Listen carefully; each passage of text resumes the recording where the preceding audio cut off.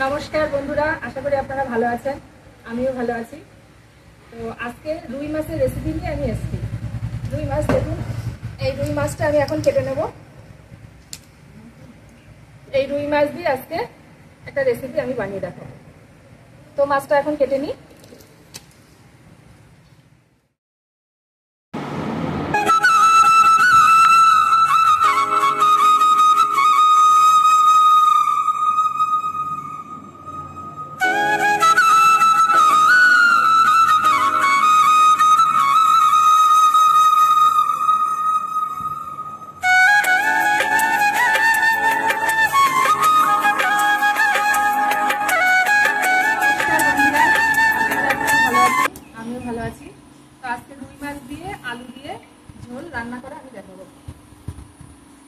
আলুটা এইভাবে কেটে নিয়েছি, লম্বা লম্বা করে আলু কেটে নিয়েছি।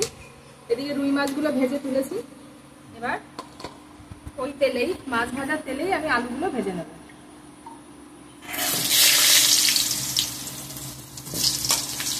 আলুগুলো লাল লাল করে ভেজে তুলে নেব। একটু লবণ আর সামান্য হলুদ। এবার আরেকটু ভালো করে ভেজে নেব। ভেজে আলুটা তুলে রেখে ফোড়ন আর মশলা দিয়ে কষিয়ে নেব। মাছ দিয়ে আলু দিয়ে তরকারির জন্য আমি এখানে নিয়ে নিয়েছি টমেটো কুচি, পেঁয়াজ বাটা, আদা বাটা, জিরে বাটা, শুকনো লঙ্কা বাটা আর নিয়েছি গরম মশলা আর ফোড়নের জন্য জিরে, তেজপাতা। তো আলুটা আমার ওদিকে ভাজা হয়ে গেছে, আলুটা তুলে নিই। আলুটা খুব সুন্দর লাল লাল করে ভেজে নিয়েছি। আলু ভাজাটা ভালো হলে ঝোলটা খেতে অনেকটাই স্বাদ হয়। এই দেখুন লাল লাল করে ভেজে নিয়েছি। এবার ফোড়নে জিরে দিয়ে দিচ্ছি আর তেজপাতা।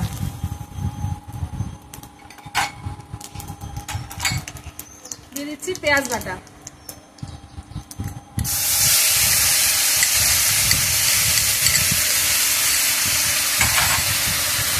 পেঁয়াজ বাটাটা একটু ভালো করে কষিয়ে নেবো তেলে।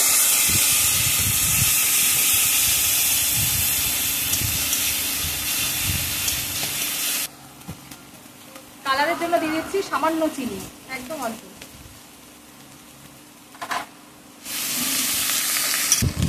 এবার দিয়ে দিচ্ছি জিরে বাটা। এখানে 2.5 চামচ মতন জিরে বাটা।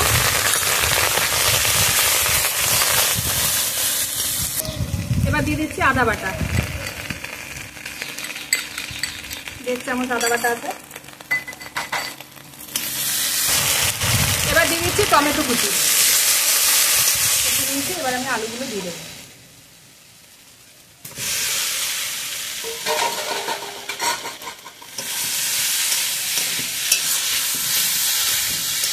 লঙ্কা বাটা, শুকনো লঙ্কা বাটা।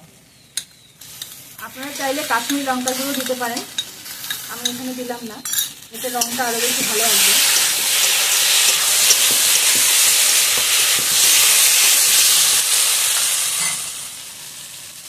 তার সাথে দিয়ে দিচ্ছি কটা কাঁচা লঙ্কা।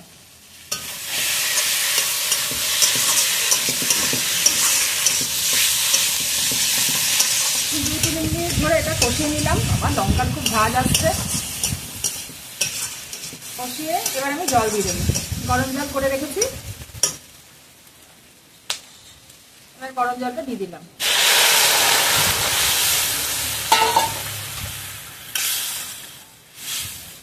দিয়ে দিচ্ছি পরিমাণ মতো লবণ।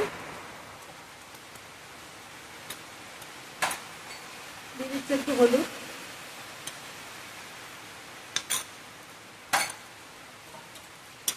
এবার আরেকটু ফুটে উঠলে মাছগুলো দিয়ে দেবো। ঝোলটা একটু ঢেকে দিচ্ছি। খুব সুন্দরভাবে ঝোলটা ফুটে উঠেছে। এবার আমি মাছগুলো দিয়ে দেবো।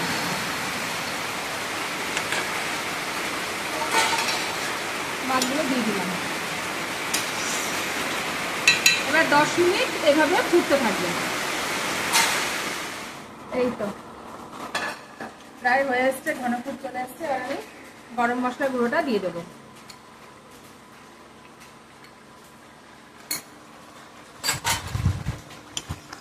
এই দেখুন আলু দিয়ে রুই রান্না রেডি। গরম মশলা দেওয়ার পর 2 মিনিট মতো রেখেছি। এবার আমি এটা নামিয়ে নেবো। এরকম পুরো রেডি আমার ঝোলটা, গা মাখা মাখা ঝোল। এবার নামিয়ে নিচ্ছি।